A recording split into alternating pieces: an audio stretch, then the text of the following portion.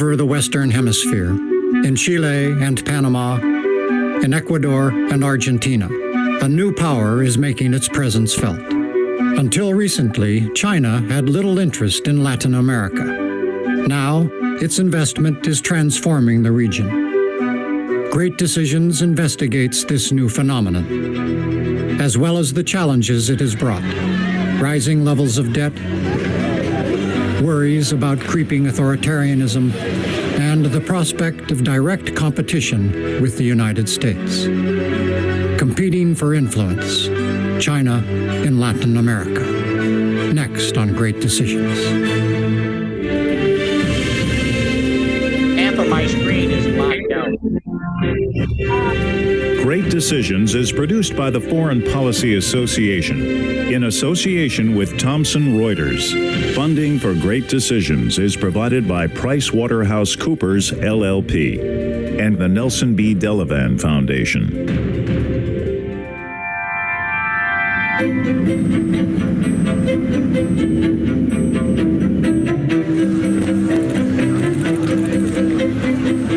In June 2017, the Panamanian government made a bombshell announcement. Panama would become just the second nation in Central America to establish diplomatic relations with the People's Republic of China. Today, Panama breaks its diplomatic relations with Taiwan. A world that is connected, that is globalized, where cooperation amongst countries is necessary to achieve development and to really advance. It's necessary to be connected to such a large country. It was a decision that caught the U.S. State Department unawares. It came as quite a surprise to the United States. I was the serving ambassador at the time, the president, Juan Carlos Varela. He had been publicly supportive of switching recognition. We were surprised more at the timing and, frankly, at the fact that there wasn't any pre-consultation. I was not made aware of it until literally about an hour before the president went on television and announced it. Of course, I did not inform John right when we were about to sign. He's right about that, and it's our sovereign right to do so. And we decided to do it that way on purpose because we knew that it would be very hard to have it done otherwise. I think a country like mine can be mature and understand the challenges and the advantages to my country on dealing with different countries.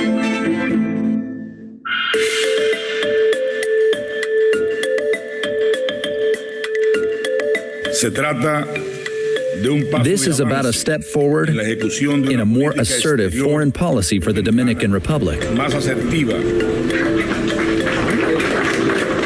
Over the next 14 months, two other countries, the Dominican Republic and El Salvador, followed Panama's lead. We are convinced that this is the correct path that will lead to the development of mutually beneficial links for our two peoples. In the recent period, China has been putting a lot more pressure on countries that are diplomatically aligned with Taiwan to switch, and they have a lot of leverage to bring to bear on different governments. Interestingly enough, some of these countries would have done this earlier, but it was China that told them to hold off. But once there was an election in Taiwan and the pro-independence party won, well, all bets were off.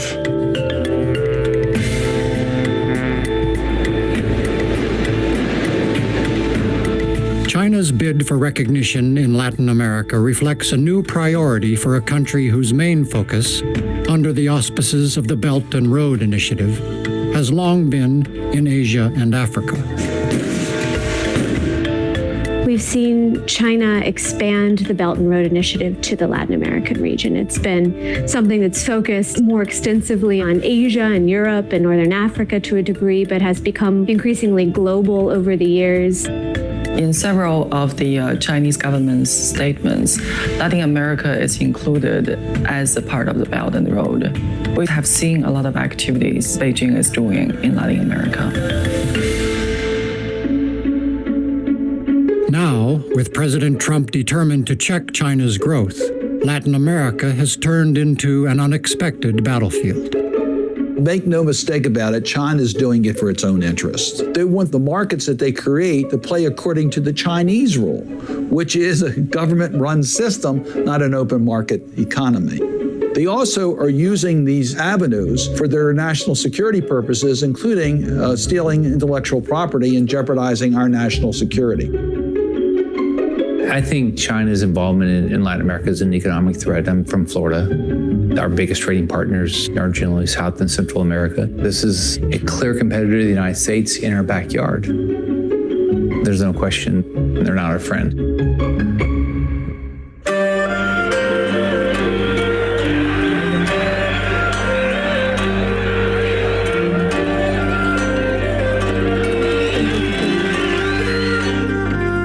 China's interest in Latin America ramped up in the early 2000s, when the so-called pink tide brought leftist governments to power throughout the region.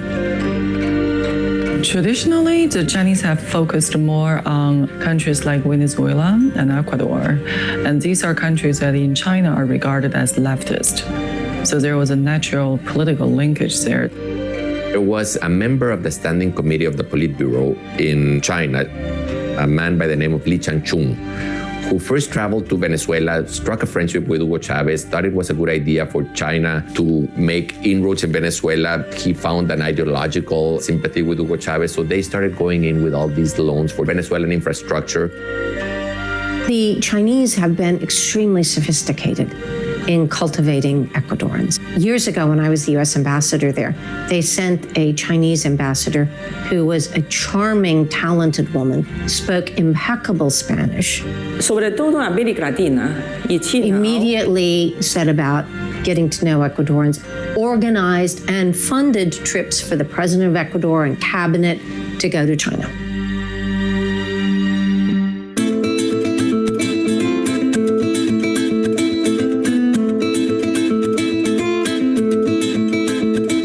Gradually, China's attention has expanded to the entire region. Beijing now bankrolls massive infrastructure projects in dozens of Latin American countries, especially in the transportation and energy sectors. The big story with the Belt and Road Initiative has been infrastructure building, which obviously takes a lot of capital, which a lot of the governments in Latin America are short on. And traditional commercially oriented financing structures aren't so interested in because they see it as risky. Countries like Panama that offer diplomatic recognition to Beijing can expect a windfall of Chinese investment. Shortly after Panama reestablished diplomatic ties with Beijing, President Xi visited. And that was a very productive meeting. There were nearly 18 agreements that were signed on a whole range of issues, including infrastructure and connectivity. A Chinese company won the tender for building the fourth bridge of the Panama Canal. That's a $1.4 billion project. Panama is being built up by China into its main logistics and transport hub in the Americas. There were no deals on the table for Panama's establishment of relations with China. And I think this is very important to be highlighted because other countries have done it differently. Other countries have established relations with China in exchange for large infrastructure projects or investments. Often, Beijing has been willing to provide funding for large-scale projects that Western creditors have declined to support. One of the most emblematic projects of the Belt and Road Initiative in the Latin American region is the Belgrano-Cargas rail expansion in Argentina. This is a project that the Argentines have wanted to do for a very, very long time. It requires billions in finance, and very few have been interested in supporting this project financially. China has. This is a very important railway that crosses the agricultural heartland of Argentina. And it is as much in China's interest as it is in Argentina's interest to modernize this railway. This railway transports materials that are essential for China: soy, wheat, corn, flour. Chinese loans require the use of Chinese companies and of Chinese equipment. Argentina happens to produce a lot of the things that would be required to build a railway. But the loan conditions were such that they required the importation of Chinese equipment fully across the board, which was detrimental, I think, to local industry.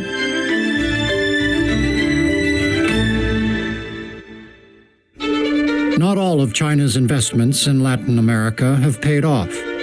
American politicians are quick to highlight examples of shoddy or unnecessary construction. You saw this quite clearly here in the region at the Coca-Cola Sinclair Dam in the jungles of Ecuador. The dam now runs to half capacity. The steel used to make it is full of cracks. And there are accidents. Nearly every top official that was involved in the dam's construction is either imprisoned or sentenced on bribery charges. When the projects are not good projects, they're stranded capital, then they want the country to pay them back, and the country said, wait, this thing doesn't work, I don't need it. But Latin American observers, particularly those from the region's strongest economies, say that doing business with China is simply a necessity. China has become the major partner, trade partner with Brazil. China has also become important as a source of capital flows. They are new investors in areas such as high-tech, fintech, and banks. Our countries are going through a very difficult moment. Growth this year will be absolutely minimal. Now, the way to deal with that is to associate yourself with the parts of the world that are growing at high rate.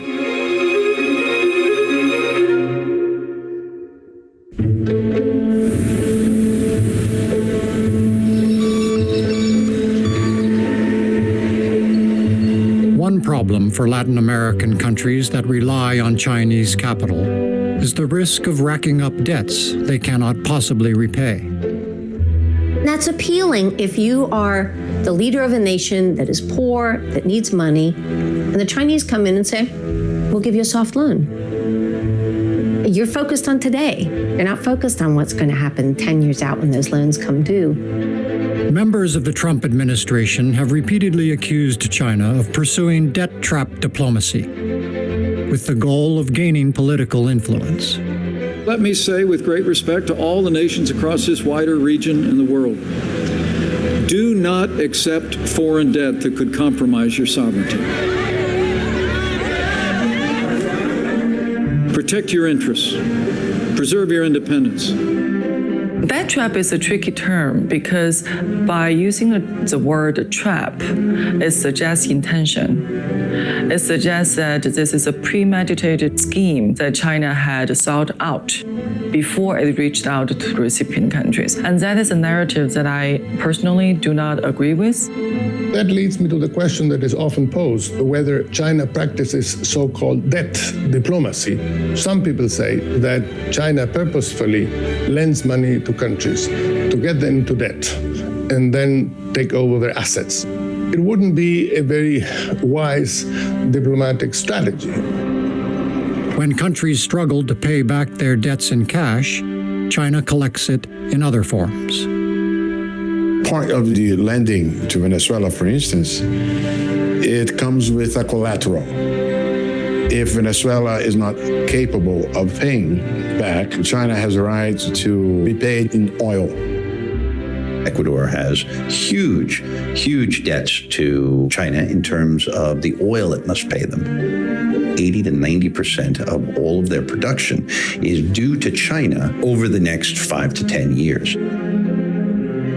Even in oil-rich countries, however, China's investments can be risky. Chinese oil investment in Venezuela now is regarded as not only a debt trap for Venezuela, but also a trap for China as a lender, because Venezuela domestic politics turned south, and the government is unable to repay the loans that it took from China. China continues to offer financing to Venezuela, but in lesser amounts than we've seen in previous years. So everything is about sort of maintaining the status quo, a degree of stability, and trying to ensure that enough oil is being produced to be able to pay things back. So at some point, these countries will come to the conclusion that, as they say, if you owe the bank $100, you have a problem. If you owe the bank $1 billion, the bank has a problem. So in this case, maybe China has a problem. As Beijing invests more and more heavily in Latin America, it is inevitably drawn into political controversies in the Western Hemisphere, including ones that China's leaders would prefer to avoid. China has always maintained this policy of non-interference in the domestic affairs of sovereign nations. But as China's footprint grows globally, whether in Latin America or other regions, inevitably China will be dragged into some political issues. China wanted to host a meeting of the Inter-American Development Bank in China. But there's a delicate issue, which is that most IDB members recognize Juan Guaido as a legitimate president of Venezuela. So the IDB countries say, well, if you want to host us, fine, we'll come. Just make sure you invite the person we consider to be the legitimate president. At the end of the day, China ended up canceling the meeting. So that's what happens with China in Latin America. They usually stumble unnecessarily into these situations.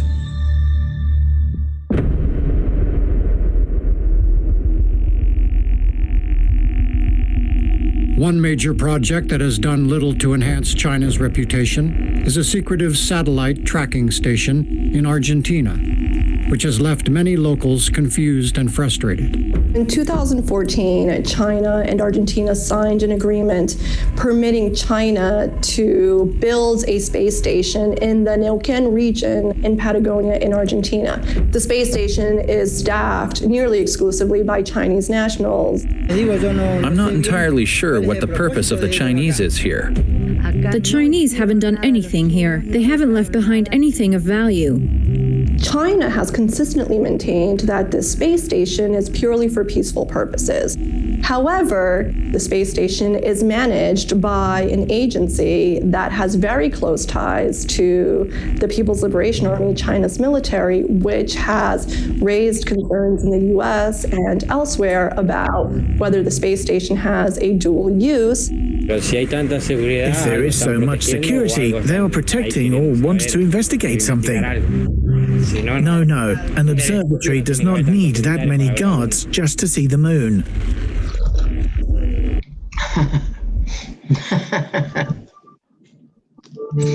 Officials within the Trump administration have responded to China's growing presence in Latin America by citing the Monroe Doctrine, a declaration from 1823 that warned European countries not to interfere in the Western Hemisphere. A few years back, during the Obama administration, John Kerry, then Secretary of State, gave a speech in which he sought partnership-based relations with Latin America, genuine partnerships. The relationship that we seek and that we have worked hard to foster is not about a United States declaration about how and when it will intervene in the affairs of other American states. The era of the Monroe Doctrine is over. It was a good line in a speech. It got some applause. And then I think mostly for rhetorical purposes, obviously, and the Trump administration, National Security Advisor Bolton brought it back. Today, we proudly proclaim for all to hear the Monroe Doctrine is alive and well. The Monroe Doctrine started as a way of saying we are rejecting foreign interference in our hemisphere. It came to be interpreted in the hemisphere as the U.S. will tell the governments of this region what to do.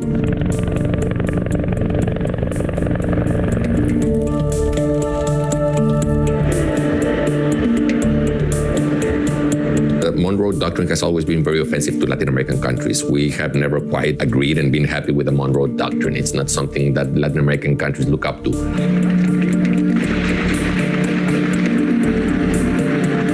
I don't know that we could enforce it maybe the way President Monroe could back then, but as a matter of principle and hemispheric solidarity, I think that the fact that now that we have more Latin American countries agreeing with the United States about China is kind of a non-militaristic reflection of the Monroe Doctrine's principles.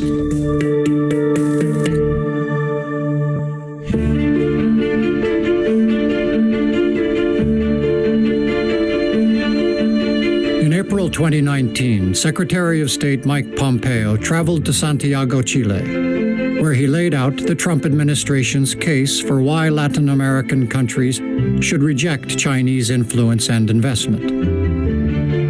The basic message the Secretary of State Pompeo conveyed during his visit was that trading with and doing business with China was a dangerous proposition. China does business in places like Latin America. It often injects corrosive capital into the economic bloodstream, giving life to corruption and eroding good governance. To say that Chile should not trade with China is a bit of a complicated proposition. If Chile were to stop trading with China, the economy would fall apart. Ultimately, our strategy as a nation can't be to try to keep China out of economic markets around the world. It has to be to compete with Chinese products and Chinese investment. The United States has no complementary vehicle by which to offer economic investments in South America side by side with the offers that they're getting from the Chinese. This administration has been pulling back on U.S. participation. As a result, there's a void, and China has been very willing to come in and try to fill that void. So we've seen China presence in our hemisphere rise as the U.S. presence has declined. Latin American observers have also noted the disparity between the American and Chinese approaches to their region. When U.S. cabinet members visit Latin America these days, all they do is talk about China. When Chinese cabinet members visit Latin America, all they do is talk about trade and investment. And, well, there's an interesting contrast there. And I suppose you can guess which one is more effective. When they go around saying, beware the Chinese, it's from a very paternalistic point of view, as if we needed to be told, as if we didn't understand what the risks were, as if it was the United States who had to come and inform us of the risk of engaging the Chinese. And I would tell you, no, most of these countries understand the risks. They're only appealing to China because the United States has shunned them. The Chinese have occupied a void. They fill the blanks. The whole Latin America, and there is no exception, is in dire need of infrastructure investments. So why would they simply listen to a plea, to a call from Washington to stop the entry of Chinese capital without having any alternative to fill the blank? In an effort to help the U.S. compete with China around the world, Congress passed legislation called the BUILD Act in October 2018. That law paved the way for the Trump administration to establish a government agency that directs private sector funds for international development. In 2019, the Development Finance Corporation was created to extend U.S. foreign policy and development goals by operating in more than 90 countries around the world to bring affordable housing and water and infrastructure to the partners that need it most. Well, I think the BUILD Act is a good opportunity to pull private sector investment and public sector investment together, more along the lines of the way MITI in Japan and some of the other national investment support programs do. You can draw a contrast between our investments throughout the region and China's investment throughout the region. We believe that the private sector is able to catalyze stable societies better than state-directed authoritarian government investment. In the end, there is little consensus about China's engagement in Latin America, even from those in the region who have watched China's relationships develop up close. The Chinese are like corporate raiders. They come in, they make a sweetheart deal with management, start cost cutting, firing workers. The people of the countries that China goes into usually end up fearing the Chinese. The Chinese antagonize the people of the countries where they go into. Not only have we not had any significant antagonisms or difference with Chinese companies, our problem is that we don't have enough of them. We would like to have more Chinese companies in Chile. We would like to have more Chinese investment. Whether the future brings conflict or cooperation between China and the United States, one thing is clear. American policymakers must now grapple with the consequences of China's rise in every corner of the world, including in their own backyard.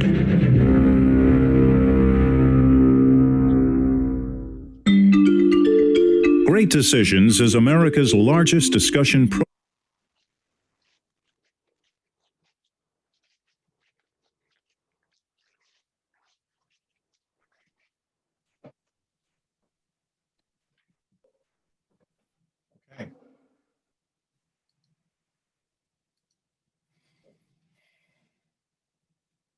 Good morning, HASS scholars. I'm going to share my screen with you.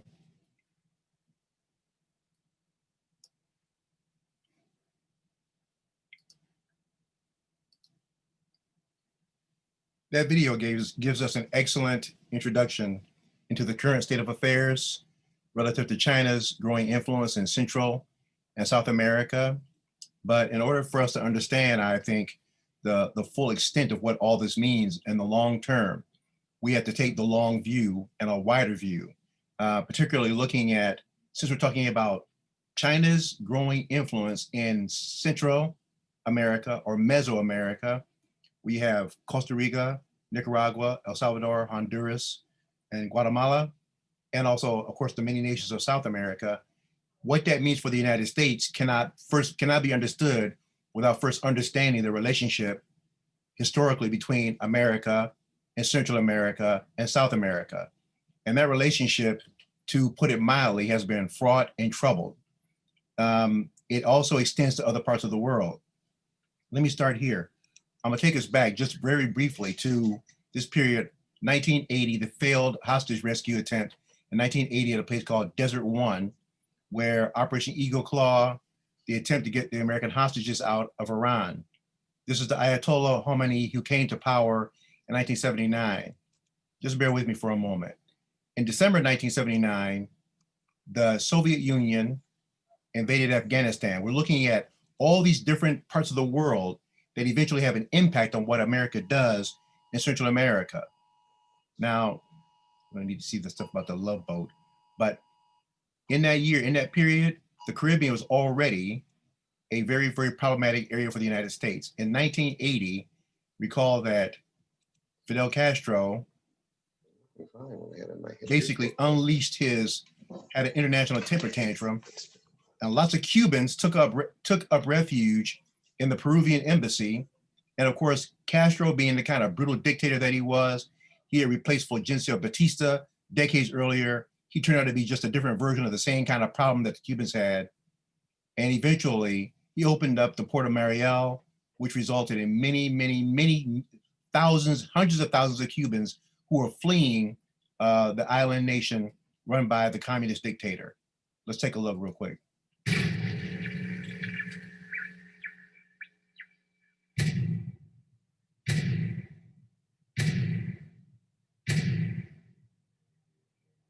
El Mariel dejó el paisaje, las estrellas y la luna. El Mariel dejó el paisaje, las estrellas y la luna. Un llanto fijo en su cuna, el palmar y su follaje. La pesadilla de un viaje, quizás de nunca volver. La Habana, el amanecer, las huellas de un viejo morro. Y las angustias que a chorro lo hicieron palidecer. It was April 1980 when the boats began coming from Cuba. Day and night, good weather and bad. across the Straits of Florida to Key West. These were the people who'd attracted world attention.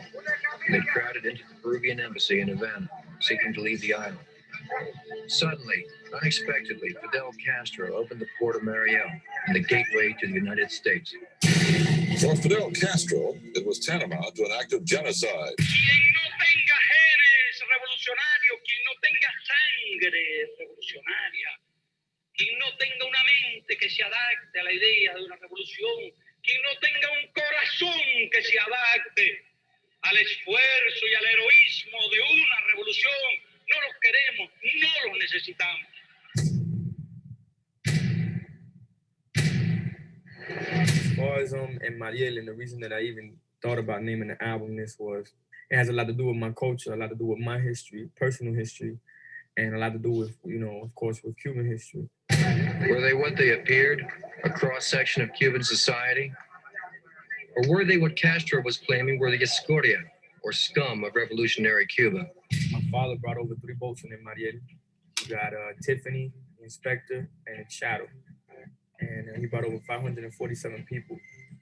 Something that I always heard about during my life. Now that I'm older and I'm starting to tap into my culture, I'm seeing how much Mariel really meant, to the city of Miami, to the city that I'm from, the city, born and raised, County of Dade. People remember it in the context of the social upheaval that happened here in Miami and so forth. But the Mariel boat lift is a phenomenon. It's something that happened. It's something that continues to affect history. Without los Marielitos and what happened in that era, then you don't have no Miami at the end of the day, as much negativity that went on through that era. The Mariel boat lift and the increase of the Cuban population would have a direct impact upon domestic politics in the United States, but also a continuing linear concern of connected dots to America's overarching concern in the Caribbean with the spread of communism, of course, because of Fidel Castro, later because of Hugo Chavez. But from the Cold War, it overlapped into our period when the Soviet Union was even looking at Central America and South America, and the Caribbean particularly, as trying to expand European influence. I'll talk about that business about the Monroe Doctrine in just a moment. We need to remember that the Monroe Doctrine was written by John Quincy Adams, the Secretary of State for President James Monroe and it was adopted during the Monroe administration. Now, somebody said something about in the video about telling the Europeans to stay out of the Western Hemisphere in the 19th century. We need to remember that in the 19th century, especially in the early decades of the 19th century, the United States was not in any position to enforce the Monroe Doctrine. The relationship that we have with the British now was essentially formed during World War II. Most of us need to we need to remember that for most of the 19th century, the Americans viewed the British with either great distrust and suspicion and sometimes outright hostility.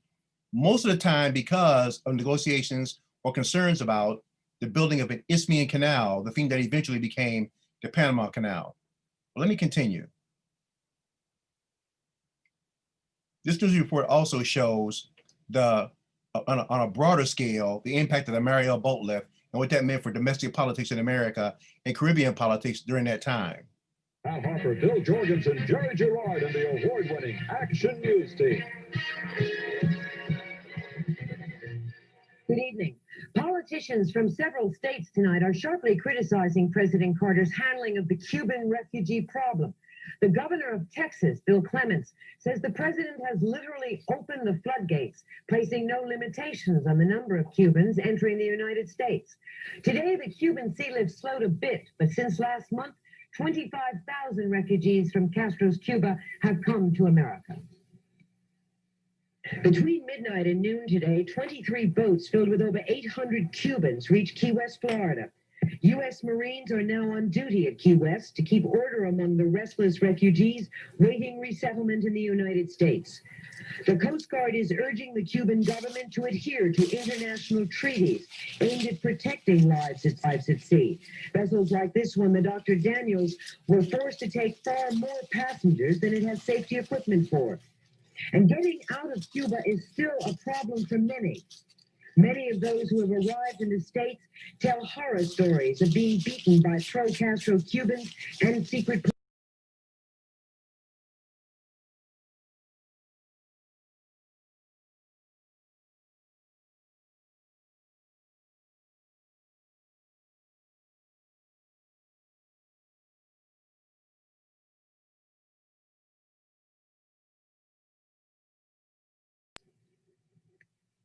The largest group of Cuban refugees to date arrived in New York early this morning after a flight from Miami.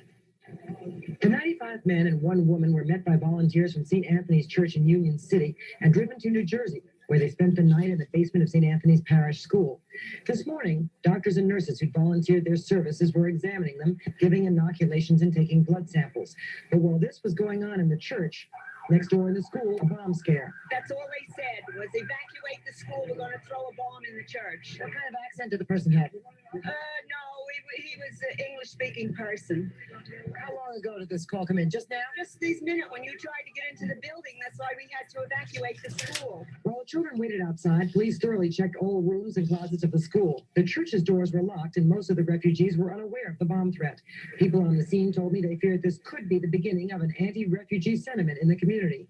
But Father Michael Fuero says from what he's seen in his parish, there's no resentment. The response on the part of the American people in the parish was a tremendous experience and love and desire to help these unfortunate people. The coordinators here say they hope to find homes and jobs for 80% of these people by Monday, and then they'll be ready to receive some more. This even though Hudson County currently has an unemployment rate of 8.5% and Union City has a rate of 11.1%. But Father Fuero says the calls just keep coming in. One company that called us said they had put ads in the paper for over 2 weeks and nobody ever answered the job.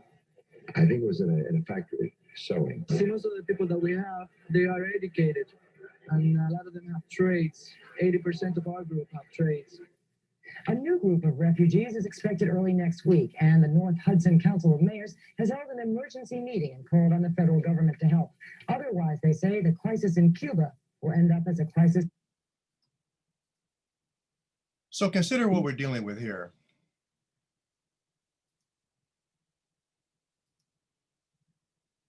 Consider that we have several large thematic things happening in this relationship with the United States, the Caribbean, Central America, and South America. The Monroe Doctrine and all that has meant for Americans historically. Then in the 20th century, a very necessary preoccupation with communism. And of course, with regard to the Mariel Boat Lift, and from Central America and South America and Mexico, issues of immigration. Now, move down some. I won't take us through all that business with the Iran and Iraq war. Let's just go to November 1980. November 1980 was an election year, election season. President Reagan was elected to a second term. And it was in this particular term that the United States, still being preoccupied with the Middle East to a large extent, we had the USSR versus the Mujahideen in Afghanistan, which will also have an impact eventually on Central and Latin America, and relationship with that region of the world. This is a period where the Reagan administration was funneling or sending Stinger missiles to fight the Soviet Union in Afghanistan, very effective at shooting down helicopters. The critical support for that was coming from Washington, D.C., getting those missiles to the Mujahideen, what they call the Afghan freedom fighters, some of them who were meeting with President Reagan right here. There was also a time of great change in the world, particularly in the Soviet Union. In that period, Leonid Brezhnev died in 1982 as the former general secretary of the Communist Party. He was replaced by Yuri Andropov, who didn't last that long. He was replaced by Konstantin Chernenko, who also didn't last that long, who was replaced eventually by Mikhail Gorbachev, the last ruler, the last leader of the Soviet Union before it collapsed itself in 1989, 1990. Gorbachev and Reagan had a pretty good relationship as far as one can judge relationships between the Americans and the Soviets during that long period of the Cold War. But during that same period, there was trouble in the Caribbean relative to the United States relationship with those nations. And again, it focused on Cuba, Castro, and eventually the island nation of Grenada and also Nicaragua. Let's take a look at Grenada first. In 1983, because again of a concern about the spread of Soviet influence, specifically communist influence in the Caribbean, the United States took action to make sure that the island of Grenada did not become a communist outpost in the Caribbean.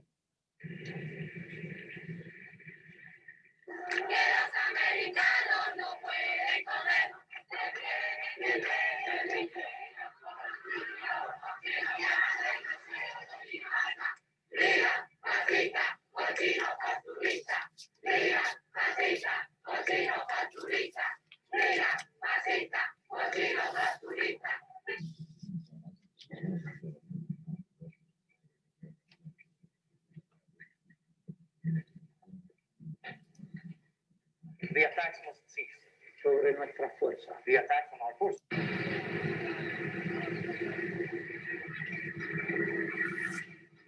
The Cubans, with Soviet financing and backing, are in the process of building an airfield with a 10,000-foot runway.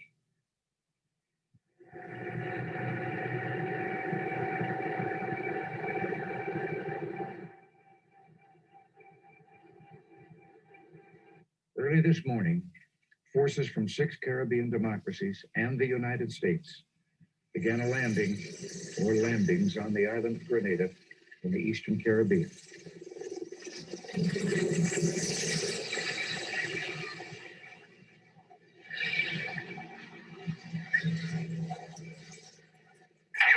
States paratroopers invaded a Sky 40 this morning.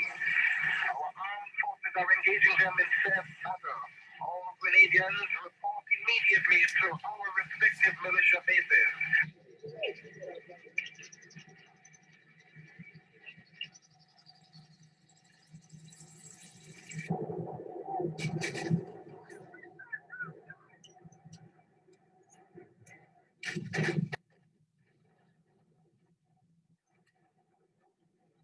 Could it be weeks?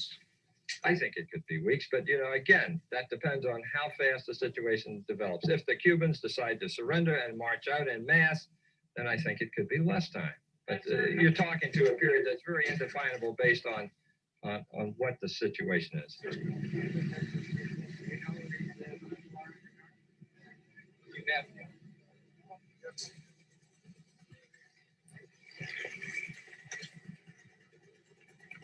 Within 2 hours after we landed, I asked a couple of the civilians that came up to talk to me, how were we going to tell the communists and the People's Revolutionary Army soldiers from the militiamen and the civilians?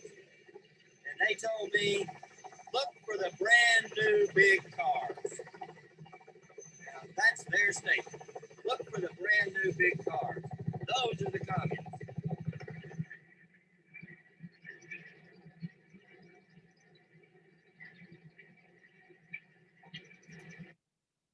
What you have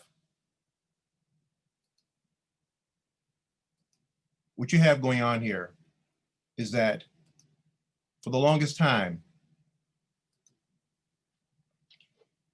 the American way of dealing with Central America, the Caribbean, and South America, when John Kerry, as you all saw in the video, said that the day of the Monroe Doctrine is over with, that was a radical, major departure from what had been a consistent policy of intervention since the Monroe Doctrine had been established, the presumed right of the United States to inject itself directly into the affairs of nations in the Caribbean, in Central America, in Mexico, and in South America.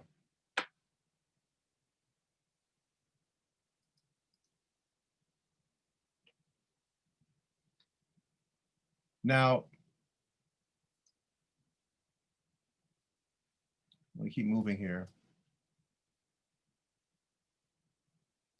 Operation Urgent Fury was called. The invasion of Grenada was a fantastic success. I was stationed at Camp Lejeune when that operation took place, and I had at least one of my friends that didn't come back from that thing.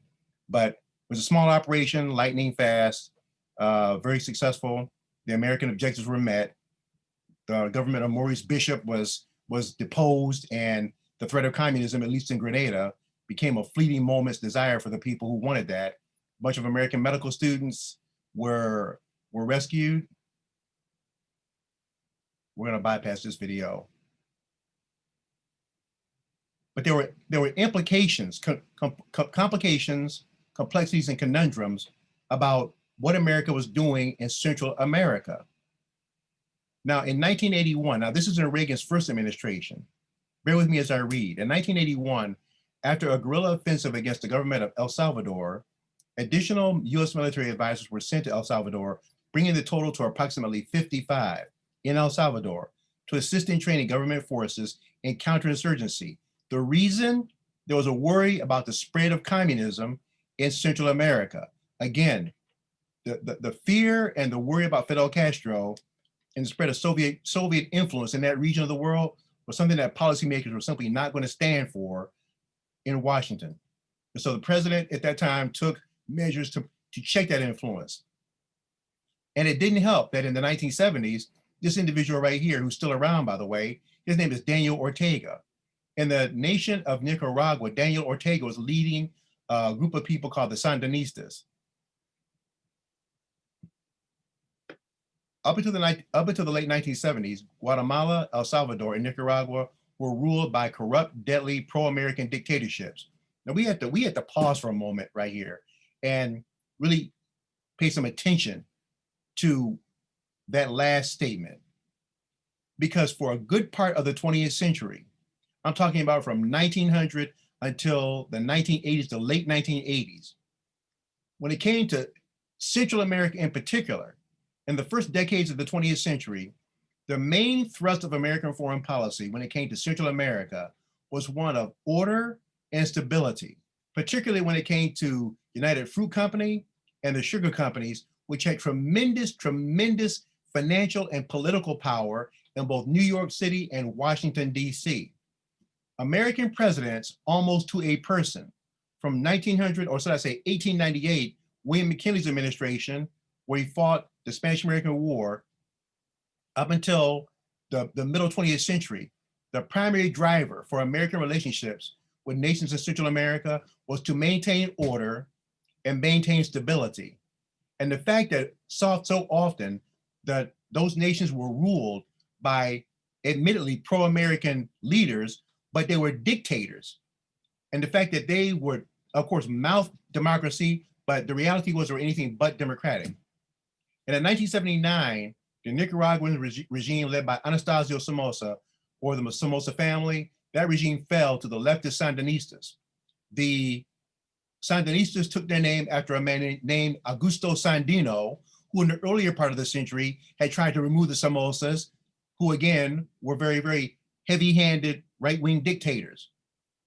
So the Somoza regime, or rather the Somoza regime fell to the leftist Sandinistas led by Daniel Ortega, with the State Department worrying that El Salvador and Guatemala, also challenged by armed insurgencies, would soon follow. If you recall our discussions in previous presentations about the domino effect, think about the domino effect in Central America. Just as in the early 20th century, or after World War II, where people worried that with the fall of Korea, then would come Vietnam, then would go Thailand, then would go Laos, then would go Cambodia, then would go Indonesia, Micronesia, then eventually Japan and the Philippines. Likewise, take that same kind of mindset of nations falling one after another, and that we had to go and stop them in Korea or stop them in Vietnam. The mindset was still in operation. There's an overarching Cold War context here that if you don't stop them there, then they're going to go here, then they're going to go here. And it was not above politicians very often to say that if we don't fight them over there, we'll be fighting them over here. We heard that very soon after the 9/11 attacks that led for many people to justify the war in Iraq. So this concern about communist influence in the Caribbean, and then Central America, and then eventually South America, led America to intervene into these countries, not directly, but indirectly, as opposed to the earlier part of the century, where, for example, in 1898, after the Spanish-American War, we set up shop directly in Cuba. There was something passed called the Platt Amendment and the Teller Amendment. The Platt Amendment was telling the Cuban people and those who were observing, we don't intend to be here permanently, just until we can reestablish order and stability. And then the Teller Amendment came along and says, well, we'll be here for a little bit longer, and we reserve the right to intervene into Cuban affairs to maintain order and stability. Later on, after William McKinley passes away, because he was, of course, was assassinated, his vice president, Theodore Roosevelt, he observes the Monroe Doctrine, but he adds something onto it called the Roosevelt Corollary. The Roosevelt Corollary is telling European nations they are no longer welcome to interfere in the affairs of the Western Hemisphere, but the Roosevelt Corollary says, but the United States reserved unto itself the right to interfere in any nation in the hemisphere that was being threatened, or where peace and stability and order were being threatened or being removed. America could intervene. If you follow that, during the 19 teens into the 1920s, the U.S. Marine Corps all by itself, the Marine Corps intervened in Haiti several times, the Dominican Republic several times, Nicaragua several times. So this history of intervention, military intervention, and in one case at least, a number of times, there were, especially in the island of Haiti, where the Marine Corps set up shop and basically was the government. So this history of intervention in Central America is nothing new. So you can understand that where people in Central America and Latin America, they have a long history of America presuming the right to intervene in their affairs, but now things are different. In the 21st century, there's another superpower that's willing to invest in them, as the video indicated, for China's own purposes, of course. But now that they have a better idea of their own sovereignty, and America has basically reoriented itself on the world stage these last few years, the people in Central America and South America feel less obligated to play ball with us. And then there's that overarching history of direct American intervention, which, as you could probably tell from the video, has still not really left all the resentment on the side of the road based on that memory. Let me finish this up. With little geopolitical influence, important few consequential allies, and no significant resources, those countries and the Central America afforded the White House an opportunity to match its actions with its rhetoric. Policymakers and conservative thinkers often describe Latin America as America's Balkans. And if you know anything about the history of the Balkans, you know that same area of Europe, we had constant ethnic difficulty, constant historical difficulty, constant cultural and linguistic difficulty, and religious factions and hostility that all exploded into World War I. If you're calling this area the Balkans, that's not a compliment. So we move forward. And all that stuff was going on, reminding people too often, this whole thing about the domino effect in Central America, reminded people too often, too soon, about the same kind of rationale that led us into Vietnam. Bear with me as I read. In 1985, while Iran and Iraq were at war, Iran made a secret request to buy weapons from the US. Robert McFarlane, who was a national security advisor to President Reagan, sought the president's approval in spite of the embargo against selling arms to Iran. McFarlane explained that the sale of the arms would not only improve US relations with Iran, but might in turn lead to improved relations with Lebanon, increasing US influence in the troubled Middle East. Reagan was driven by a different obsession. He had become frustrated in his ability to secure the release of the 7 American hostages being held by Iranian terrorists in Lebanon. As President Reagan felt that he had the duty to bring those Americans home. So he convinced himself that he was not negotiating with the terrorists while shipping arms to Iran, violating an embargo. Dealing with terrorists violated Reagan's campaign promise to never do so. A lot of spy activity going on. Somehow, eventually, those arms found their way into Nicaragua. As indicated right here, the scandal surfaced in his second term. Reagan administration had secretly and against express orders of Congress sold weapons to Iran in an attempt to free US hostages held in Lebanon by the terrorists. Then they used the money from the sale of those weapons to buy weapons for the Contras in Nicaragua, who were freedom fighters fighting against communism. That's why I thought it would be a good thing to cast this current discussion in terms of the Cold War's continued influence that period. And since China is, after all, a communist nation, I cannot possibly say that worries about China, a communist Chinese dictatorship, extending that influence into this hemisphere is indeed problematic for a lot of policymakers. A key figure in that whole controversy about what they call the Iran, the arms for hostages sale, or the Iran-Contra affair was Lieutenant Colonel Oliver North, an active duty Marine Corps officer who basically was, some people call him the bag man, the go-between for all of the notes and money being exchanged. Lieutenant Colonel Oliver North of the National Security Council had been diverting funds from the arms sales to the Contras with full knowledge of National Security Advisor Admiral John Poindexter, and with the unspoken blessing he assumed of President Reagan. Poindexter resigned and North was fired, but Iran-Contra was far from over. So here you have what sounds like a typical Washington play, right? You got a guy like Colonel Oliver North, who's a Marine Corps officer, he's got credibility, he's high enough in rank to carry some authority, but not too high and too important, so that if you get rid of him, it's not gonna really destroy anybody's career. He knows just enough to be a problem, but not enough to destroy people. The press hounded the president. Did he know about these illegal activities? And if not, how could something of this magnitude occur without his knowledge? In an investigation by the Reagan-appointed Tower Commission, Senator John Tower, it was found that as president, Reagan's disengagement from the management of his White House had created conditions which made possible the diversion of funds to the Contras.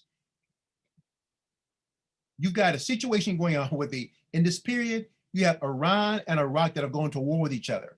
We're trying to get refugees, or rather hostages, out of Lebanon. There's money being sold, or arms being sold to the Iranians. With that money, they're being rediverted to buy arms for the Contras to fight communism or communist activities in Nicaragua. You can't make this stuff up. It's so complicated on the world stage. And North testified before the Congress for days. He proved to be a very brash witness. He proved to be very forthright. He said a lot of things people wish he hadn't said. This is the cover of North on the cover of Time magazine from December 22nd, 1986. And then it went into July 1987. And then this is an excerpt of Colonel North during some of the testimony. You have testified that as a member of the National Security Council staff, you conducted a covert operation. And my question is, did the president specifically designate the National Security Council staff for that purpose? I think what I have said consistently is that I believe the president has the authority to do what he wants with his own staff, that I was a member of his staff, that Mr. McFarlane was, and that Admiral Poindexter was, and that in pursuing the president's foreign policy goals of supporting the Nicaraguan resistance, he was fully within his rights to send us off to talk to foreign heads of state, to seek the assistance of those foreign heads of state to use other than US government monies, and to do so without a finding. Okay, so for people who may be worried about the expanding power of the presidency in our time, what some people have referred to as the imperial presidency, that is not something that's occurring just now. It's been, at a minimum, it's been something that's been progressing for many, many decades. Moving right along. You have testified. North, again on the cover of Time in July 1987. He was testifying for quite a while. And then eventually, this scandal, which caused so many people to wonder what American foreign policy was in Central America and South America, it brought back this issue of domino effect and lying to the American people and the confusion about trying to get to the truth. It brought back all of the bad memories from the bad old days that just 12 years earlier, all too soon, reminded people of this incident where another president had resigned, especially that terrible last day when he said goodbye. This is the south side of the White House, side that faces the Washington Monument, Turning Basin, and the Lincoln Memorial. They are emerging from the so-called diplomatic entrance downstairs. There is the man who will be president in another couple of hours, Gerald Ford and his wife, Betty Ford. Vice President Ford this morning, as he left his home to come here for this occasion, said it was indeed one of the saddest incidents that he's ever seen. There's the president waving goodbye. You hear the applause.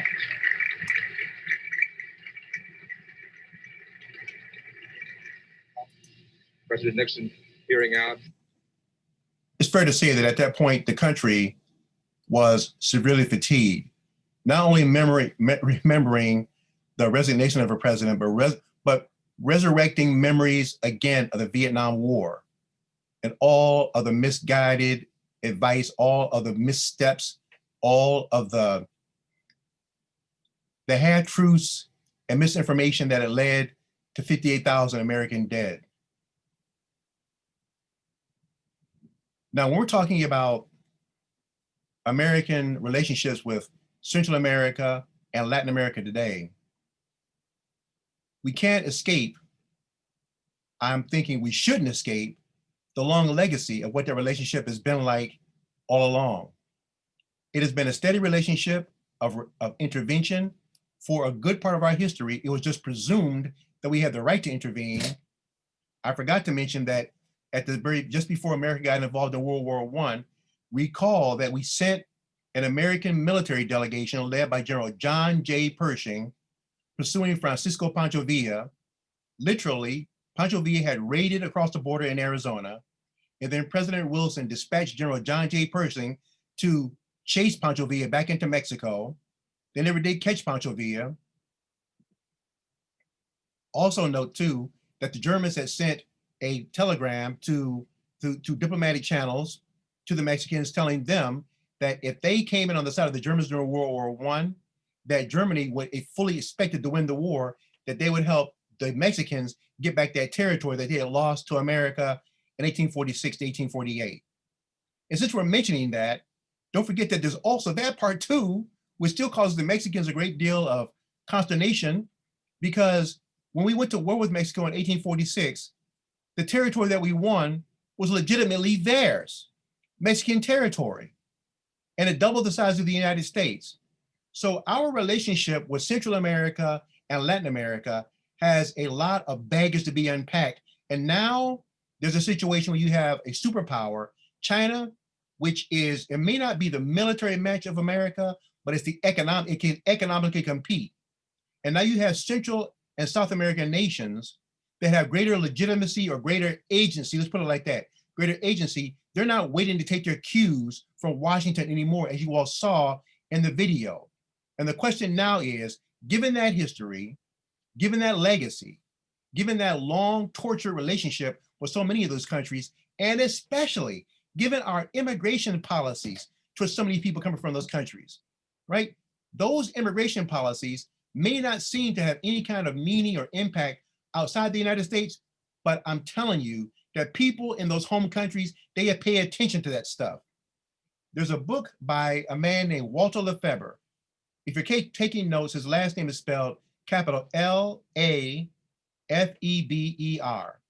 Walter Lefebvre. Walter Lefebvre, he's an emeritus professor from University of California. He wrote a book entitled Inevitable Revolutions. Inevitable Revolutions, which is a wonderful history of America's foreign policy in Central America, or what they call Mesoamerica. El Salvador, Guatemala, Honduras, Nicaragua, and Costa Rica. And when you read about what Walter Lefebvre, who is a wonderful foreign policy historian, I mean, that's what he did all his life, for all his 38, 40 years teaching in California. Foreign policy was his issue. And when you read what he writes in Inevitable Revolutions, you don't ask, how could there have been bad relations? When you get to reading his book, you ask the question, how could there not have been bad relations given that history? So the Chinese are intending to extend their influence, and they have extended their influence in Central America, just as they have in Asia, and are extending it further, as we discussed last week. And they have been there for a while on the African continent. I'll share this with you all, that we can take some questions. When I was in Kenya a number of years ago, one of the first things that I found out in Kenya was that the Chinese had built this road from Nairobi to, which is in kind of like southeastern central Kenya, about central Kenya, to the coast of Mombasa. Mombasa is a major shipping port. It's a major base for the US Navy for Indian operations, in addition to Diego Garcia. And they call that road from Mombasa to Nairobi the China Road. Why? It was built with Chinese money.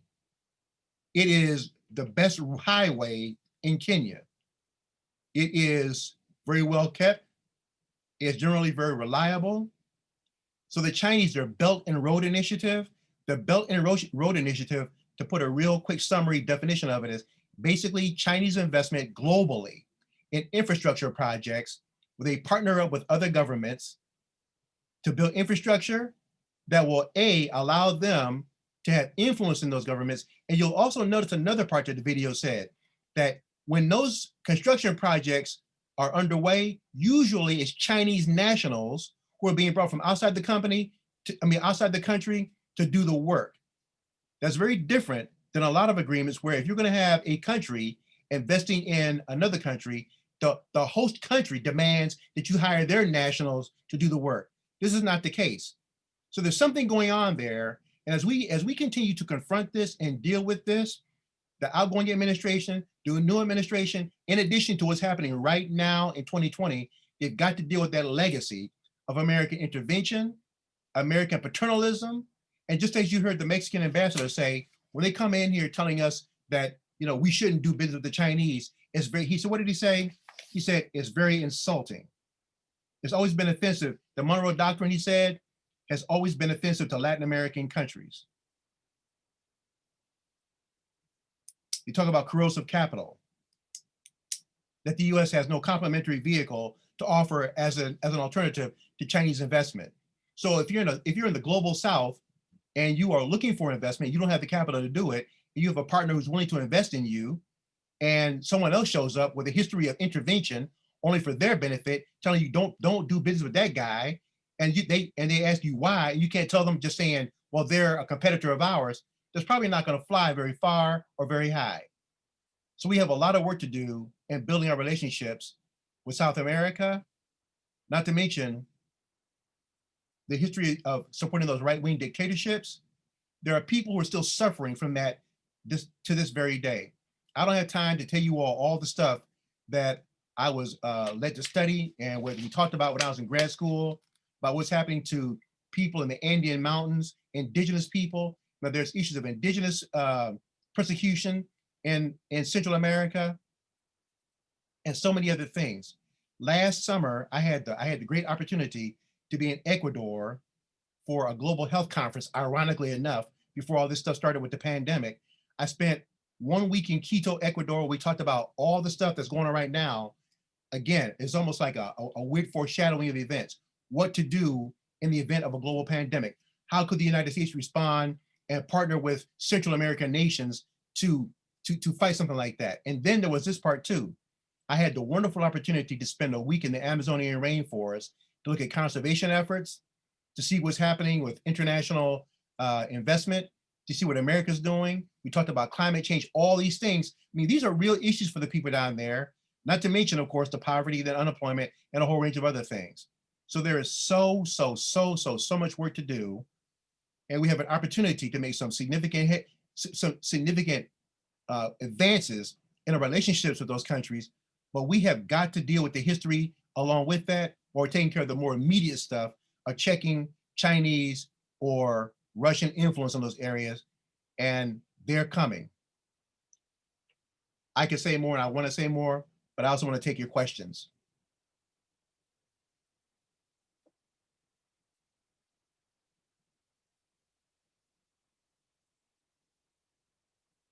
So I will stop sharing right now. Well, I'll stop sharing my screen. I'll continue sharing my words with you.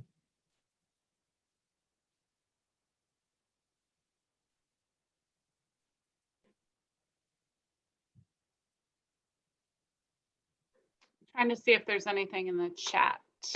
I'm looking too. Yeah, there are. Are you seeing it, or you want me to just read you a couple questions? In the video, there was a cautioning from the U.S. to other countries against being in debt to the Chinese, what they call debt, debt investment, or yeah. Are we not, with our huge deficit, also in debt to the Chinese by their heavy involvement in our bond market? How does this threaten our security? Well, I'll put it to you like this. This is from Pat Denner to everyone. In the video, there was a cautioning from the U.S. to other countries against being in debt to the Chinese. Are we not, with our huge deficit, also in debt to the Chinese by their heavy involvement in our bond market? How does this threaten our security? Okay, I don't know how it threatens national security, but I'll tell you this. you've heard of something called the golden rule. He who owns the gold makes the rules. If you are that deeply in debt to someone, and if you're in debt to them, that's exactly what it means, whether you're an individual or a nation. If you're in debt to somebody, that means you're in debt to them. That means that they're calling the shots. It's better to not be in debt than it is to be in debt. Now, we know from the Great Depression, there's a thing called deficit spending, which, depending upon your brand of economics, Keynesian or otherwise, can stimulate an economy and get people to buying things. But how that works in the bond markets nationally, if the Chinese have that kind of financial leverage over us, then what that means in the very broad abstract is that we really can't afford for their economy to go into a contraction, because that will have an impact on our economy as well. I'm not an economist. I don't know all the ins and outs of that, but I do know that if we are that dependent upon them servicing our debt, then our economy depends upon the health of their economy. That is no way to run a household or a nation. Norma says this: while I have no fantasies about the way American imperialistic decisions have been made in Central and South America, nor how Chinese decisions would go in a similar circumstance, I also wonder how we are viewed in light of our response to Puerto Rico's need for infrastructure help and our paltry response to that need. Does this make a difference, do you think? Norma, I would have to think that if you are, let me answer this way. First off, just like any other group of people inside the United States or within American jurisdiction, Latinos are not monolithic. Puerto Ricans have a certain point of view of looking at things, as do Venezuelans in America, as do people from Panama, as do people from Chile, Argentina, everywhere.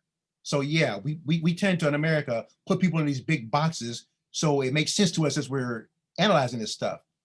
But in a broader sense, if you're looking at America's sort of one size fits all one size fits all application to people from south of the border, where we generally don't take time to think that there may be different points of view and different interests from one country to the next, the overall response of America to the Puerto Ricans cannot be very encouraging to other people in Central America, Latin America. Particularly, again, from the American point of view, if you're talking about Hispanic population, they would all be lumped into the same category. To me, it would be just another page, another chapter of what happens when you have people coming across the border from Mexico, people who are coming from Guatemala, people who are escaping these violent gangs in El Salvador, or any other issue when it comes to immigration.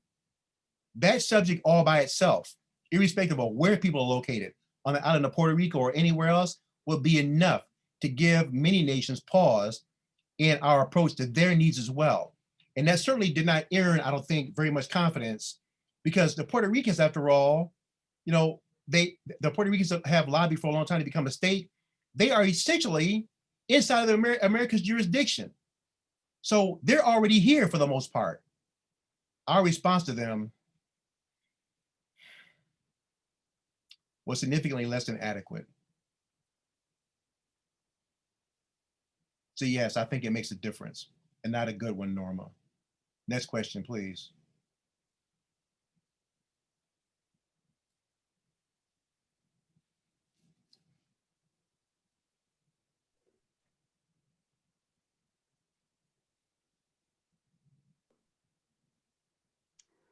I see a question from Pat Van Groot. How much more damage has been done in the past 4 years? Oh man, yeah, Peg. I was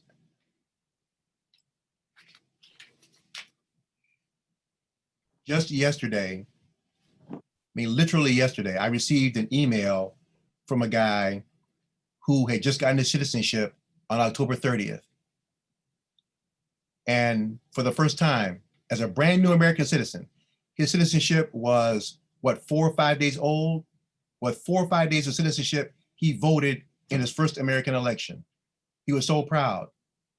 Now, the story behind this guy, his name is Mikhail Sebastian.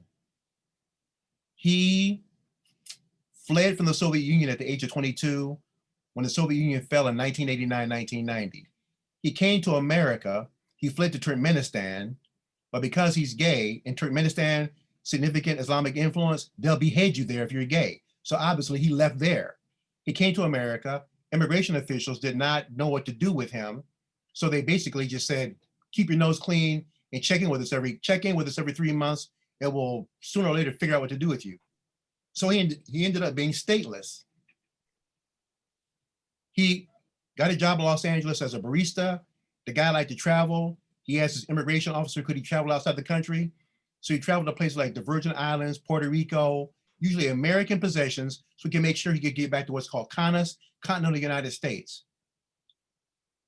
In late 2011, he went on vacation at Christmas to Hawaii, and then heard about someplace called American Samoa, decided he wanted to visit there, so he went to American Samoa. He heard about another island that's supposed to be very beautiful called Western Samoa, but it was part of the whole Samoan chain, so he left American Samoa and went to Western Samoa. When he flew from Western Samoa back to American Samoa, in the process of getting on the plane, coming back to Hawaii, the 50th state, he was told at the immigration office that he had self-deported because no one bothered to tell him, maybe they didn't know that in 1967, Western Samoa and American Samoa separated and became two independent, Western Samoa became an independent country. So here he is, a stateless guy who travels to another country and can't get back into the US and his life that he's made in California. He spent the next year in exile in American Samoa. Eventually, he had a laptop and one McDonald's that he went to in American Samoa where he set up shop, and using their Wi-Fi hotspot, he started emailing people at the UN in New York, London, Paris, Brussels, Washington. Eventually got the attention of immigration lawyers. Christiane Amanpour on CNN came out to the island and did an expose on him. I heard about the report on NPR. That semester, my foreign policy class, I intended for them to go a different direction, but I got so upset when I heard that because I'd seen how the Marine Corps, just at the mere word from the president, could get together thousands of men, hundreds of tons of equipment, and move them across the world to remove dictators and so forth. And I knew this one guy was on that island because he was a nobody, he had no connections, and he just wasn't important enough for the apparatus to get him back home. One guy. Now I mention all that because before he actually started doing all his traveling, when he first came to the US, Mikhail told me yesterday, I talked to him for 2 hours, and he is so happy now that he's an American citizen. But he said that his first year here, he spent 6 months, listen closely, in a for-profit detention center. 6 months in a for-profit detention center, or maybe a year. He said, Fred, they were getting $150 a day just off of me. And there were thousands of people in that place. People being confined for a private entity to make a profit off of their detention, which means that they don't make a profit if people are set free, make a profit by keeping them jailed. Now, your question is, do I think our policies of the last few years have had an impact? We've been putting people in those for-profit detention centers. I can't imagine how anybody with a sense of justice, at least as I understand it, where a justice system ought to be, working toward getting people justice, and if they're innocent, setting them free, and if they're guilty, well, then they go off and serve a sentence. Well, you're just holding people like that for profit.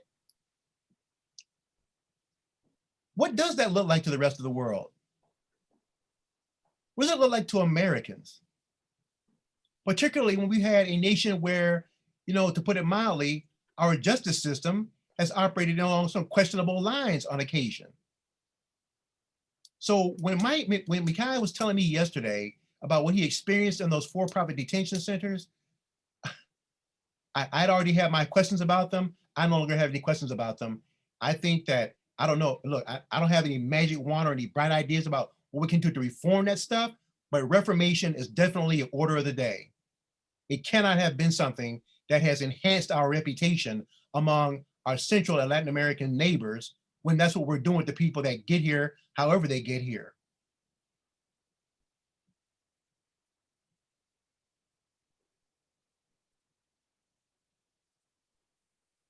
Thank you, Fred.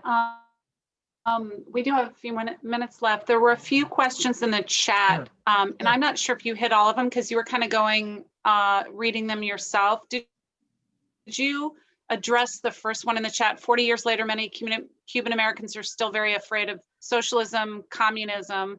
The Republicans understood and their votes impacted the Florida and national election results. More of a statement than a question. Do you want to respond to that, or have you already? That's absolutely right. Those Cuban Americans were there. We're not talking about the people that fled in 1959 when Castro pursued power. We're talking about the people now. They're, of course, it's 4 decades now. So I don't know what they're in their 60s or maybe their 70s, but they're still around. And so they're first generation people that fled during the Mariel boat lift. So you're absolutely right. And again, they have a right to be afraid of communism, because communism, Castro style, Stalinist style, Mao style, yeah, we should all be running away from it. And so their apprehension about it is not misplaced, but I think that where one could split a hair is to take a look at, the word socialism in America has been used as a boogeyman for all kind of things that have anything to do with the government. Okay, they said that, during the passage of the Social Security Act back in the 1950s, or rather the 1960s, and very few people are opposed to Social Security today. There are some, but most people have just come to understand that it's not, this big intrusion where their freedom of speech was taken away. But it's been a very, very useful cudgel to cause fear and resentment and misinformation. But that does not mean that people, when it comes to socialism and communism, should be any less vigilant. So absolutely right. The Cubans who came from Cuba during the Mariel boat lift, their memories of that continue to fuel their decisions that they make today in domestic politics. And that is another reason why we can't afford to ignore that part of the history of our relationship with that region and the larger portion of what happens south of the border. Bridge it to everyone. During the pandemic, has China been offering assistance to Latin American countries over other global trading partners? I do not know. I know that last year I was in Hong Kong, 500 miles away from Wuhan, where the virus broke out. That's what they said. Do you have other questions, Susan? I don't see them all. I don't see anything else. Bridget's was, I think, one that was missed. If you put a question in the chat that has not been addressed, please unmute yourself and perhaps just either let me know or just read it or ask it. While you're checking that, Fred, can you look outside your door? There's something for you we want to give you. Sure. Okay, Susan, I talked last week about Barbara Tuchman's book about the Philippine War, and it's called The Proud Tower. And the discussion of the war in the Philippines starts in 152. It's chapter End of a Dream. And it's a very interesting discussion about our relationship with taking over the Philippines. Okay, is that something that you could type into the chat that everybody could look at, or would you want? Oh, okay. I think Sue, real quickly, Fred is holding up a sweatshirt that one of our past board members, David Blatt, had made, and it says one of Fred's famous phrases that he gives for why he loves to teach to HASP. Because we don't ask him what his students always ask, which is the phrase, will this be on the test? So David had a sweatshirt made for Fred that says, will this be on the test? Thank you. What? It's so appropriate since this is finals week. Nice, David. That's great. Sue, what were you saying?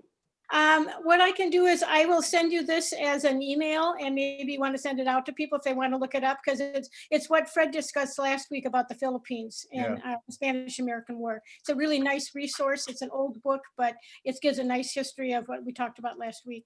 And more than that, it's written by Barbara W. Tuchman. She's an excellent, or was an excellent historian. Truly, she was. Right. So I'll send you the book and the page numbers, and then people can look it up if they're interested. Okay, great. Hey, Dr. Johnson, will this be on the test? Just for asking that question, yes. So great. So great. Thank you, David, for thinking of that. And yeah, thank you, David, Fred, that's for awesome. Yeah, many that was hours. of There is a teaching. question in the virtual classroom that Al sent. Did you not Please. see that? Oh, what? Let's deal with it. Yeah. He had to leave, unfortunately, but it said, if you were our next Secretary of State, where would you begin to construct engagement with Central or South America? And what would be your focus? Infrastructure, relief of poverty, what? If I were the next Secretary of State, I would start with Brazil. Because right now in Brazil, you have this guy, what's his name? Joseph Ferreira. His last name is Bolsonaro. The firing, the threat to the Brazilian Amazon. And what that means is it is one of the largest rainforests on the planet. This could affect everybody as far as weather goes, desertification, fires in California, drought in the Midwest, increasing desertification in Africa. So you start there, you rejoin the Paris Climate Accords, and it is the reason why I often mention the US military when it comes to discussions of climate change is because the US military is kind of agnostic on it. They don't care about who's coming from the left or the right. They have to fight war outside, because that's where war occurs. So they're concerned with, in order for us to do the job of national security, the climate is doing X, Y, Z. So we'll need A, B, C to fight that war based on changing conditions out there. Well, we don't believe you. We don't care that you don't believe. We're military women and men. And we're telling you that if you want us to go to a desert wearing chemical warfare gear, in addition to packs and weapons or whatnot, if it's going to be 110 degrees plus 15 more because of changing conditions, that's going to require some investment of the American people, which may involve issues of taxes, and a whole bunch of other things, and expanded defense budget. So all these things, so I would start right there, but I would also look to make sure that some of the conditions that are going on in Central America that are caused, because when it comes to immigration, they call push-pull, right? There are some things in America, economic opportunity, that pull people to the country. Then there are other things like paramilitary squads that push people to the country. I would take care of the push part of that, so that if somebody in El Salvador or Guatemala has a choice of staying there and living a peaceful, harmonious life, or one that's got opportunity, instead of coming to America, where they are more than likely to get a very hostile reception, and they're thinking logically about this, it makes a lot more sense to stay right there and live out their lives in relative harmony than to come here and be guaranteed hostility and a detention center. So the more we can help them where they are, then the logic would follow, I think, that the more they'll be inclined to stay where they are. But when people are fleeing for their lives, they're going to flee for their lives, not because they like to flee, but because they like their lives. And they'll do what's required to save their lives. And I suppose that if you have a choice of bad alternatives, yes, staying alive in a for-profit detention center probably is still better than being guaranteed killed by a paramilitary gang. Thank you. Thank you. I realize it is 11 o'clock and some of us will have to leave the class. There is one question from Pat. If there is time, what can Biden do to begin making amends? What can Biden do to begin making amends? I think the first thing that Joe Biden can do with regard to all foreign policy is to first off have a foreign policy. Have a foreign policy, repair our relationships around the world, and to reassure our North Atlantic allies in Europe that we are going to uphold our commitments, and to try to begin immediately undoing the damage in the Middle East when we turned our back on the Kurds, to make sure that ISIS, which has been significantly reduced in power, that they are finally wiped out, to make sure that the situation in Afghanistan does not reopen itself back up to becoming another terrorist haven in Waziristan on the African continent, to once and for all and finally pay attention to these African countries.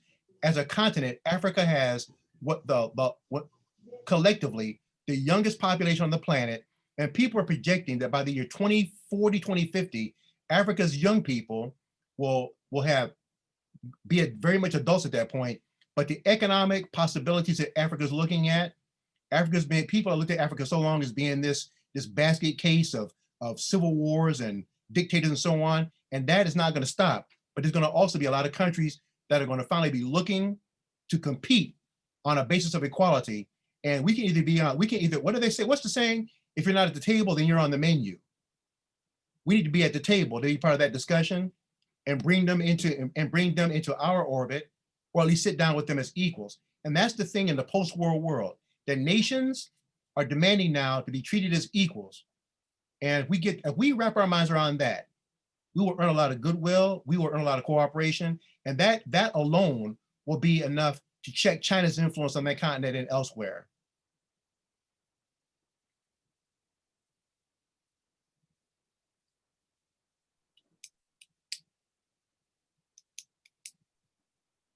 What other questions are there? I'm gonna keep you all on this as long as I can because I'm needy. And if I'm not talking to you, I gotta go talk to those other people. Who will want to know if it's going to be on the test or the exam. We'll want to know if it's going to be on the test, right? Did you notice I'm in my office today? Yeah. All right. Well, everybody, this is the last time we see Dr. Johnson this semester, but he will be back with us in the winter semester doing a series on the history of the Black Church. Yep. So you'll hopefully be able to join us for that. We're looking forward to it. He will also be our monthly program speaker for our January meeting in 2021, which we pray is a much better, brighter year than 2020. Yeah. Thanks everyone for being here. It has been a pleasure being with you all again. Thanks, Professor Johnson. I enjoy it. It's been